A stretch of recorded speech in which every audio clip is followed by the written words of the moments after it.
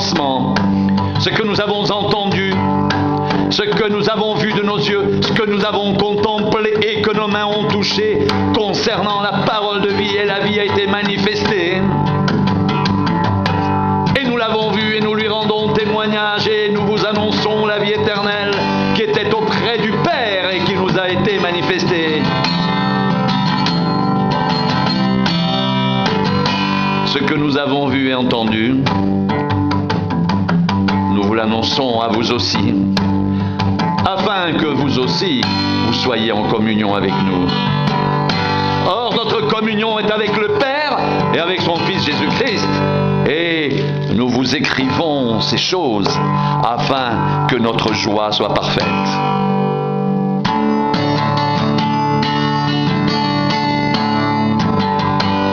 La nouvelle que nous avons apprise de lui et que nous vous annonçons, c'est que Dieu est lumière et qu'il n'y a point en lui de ténèbres, si nous disons que nous sommes en communion avec lui et que nous marchions dans les ténèbres, nous mentons et nous ne pratiquons pas la vérité. Mais si nous marchons dans la lumière comme il est lui-même dans la lumière, nous sommes mutuellement en communion et le sang de Jésus, son Fils, nous purifie de tout péché. Si nous disons que nous n'avons pas de péché, nous nous séduisons nous-mêmes et la vérité n'est point en nous. Si nous confessons nos péchés, il est fidèle et juste pour nous les pardonner et pour nous purifier de toute iniquité. Si nous disons que nous n'avons pas péché, nous le faisons menteur et sa parole n'est point en nous.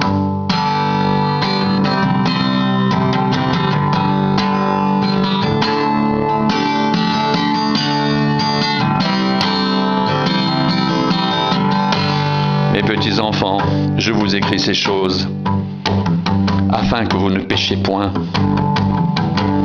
Et si quelqu'un a péché, nous avons un avocat auprès du Père, Jésus-Christ le juste. Il est lui-même une victime expiatoire pour nos péchés, et non seulement pour les nôtres, mais aussi pour ceux du monde entier. Si nous gardons ses commandements, nous savons par cela que nous l'avons connu. Celui qui dit « je l'ai connu » et qui ne garde pas ses commandements est un menteur et la vérité n'est point en lui. Mais l'amour de Dieu est véritablement parfait en celui qui garde sa parole. Par cela, nous savons que nous sommes en lui. Celui qui dit qu'il demeure en lui doit marcher aussi comme il a marché lui-même, bien-aimé.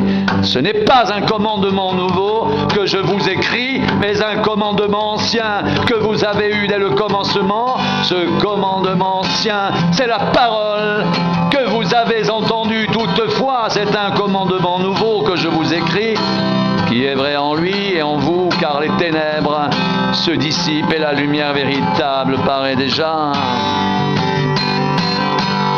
Celui qui prétend être dans la lumière et qui est son frère est encore dans les ténèbres.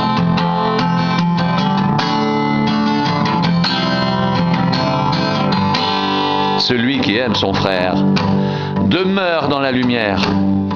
Et aucune occasion de chute n'est en lui, mais celui qui est son frère est dans les ténèbres. Il marche dans les ténèbres et il ne sait où il va parce que les ténèbres ont aveuglé ses yeux.